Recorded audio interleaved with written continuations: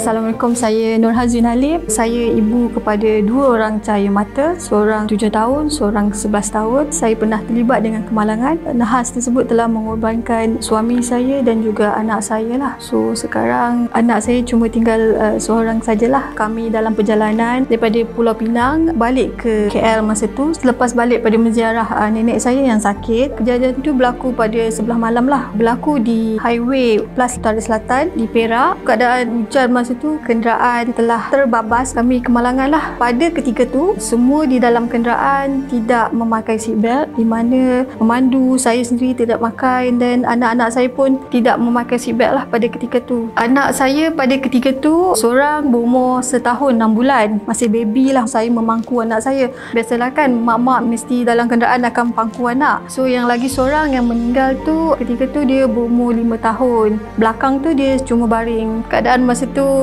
saya mengacau, saya menangis sebab suami saya masa ketika tu sudah tak ada. Lepas tu seorang demi seorang anak saya diangkat lalu depan mata saya sendiri dengan berlumuran darah kan. Yang kecil tu, bayangkan yang umur setahun 6 bulan tu, diorang jumpa di bawah kenderaan sebab kita orang tercampak kan. Masa tu hati mak mana tak sedih kan, nampak anak dalam keadaan macam tu. Setelah dalam setengah jam macam tu, ambulans pun datang. Bila dah kami dibawa naik ke ambulans, barulah saya perasan anak saya yang berumur 5 tahun tu, yang sulung tu tak ada, suami saya pun tak ada, dan barulah saya perasan dan saya dengar perbualan yang mereka dah memang meninggal di tempat kejadian lah.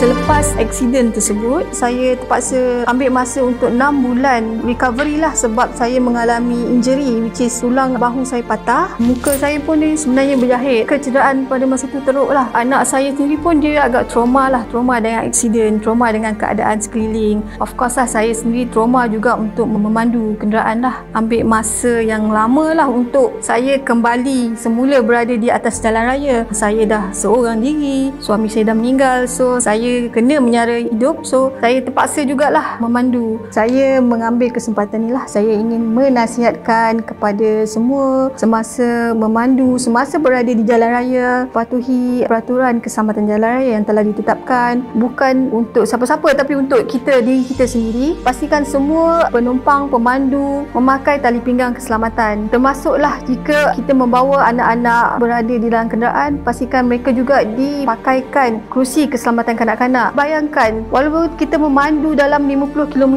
sejam pun, kalau kita brake dengan secara mengejut, bila budak-budak tercampak memang impact dia besar. At least dengan pemakaian kerusi keselamatan kanak-kanak, benda ni boleh mengurangkan risiko kecederaan yang lebih parah lagi. Elakkan bermain telefon semasa memandu sebab ini melibatkan fokus pemanduan dan juga akan mengakibatkan atau mengundang risiko kepada kejadian nahas jalan raya. Selain itu juga, sila ikut had laju yang ditetapkan di jalan raya. Sebagai rakyat Malaysia yang prihatin, kita sepatutnya menyokong usaha-usaha kerajaan dalam meningkatkan keselamatan jalan raya ni. Kita terus menyokong dengan mematuhi peraturan di jalan raya. Jangan kita nampak polis ke JPJ, jangan tunggu saman saja baru kita nak follow peraturan ni, sebab apa-apa pun benda ni atas diri kita. Keselamatan jalan raya ni adalah tanggungjawab semua pihak.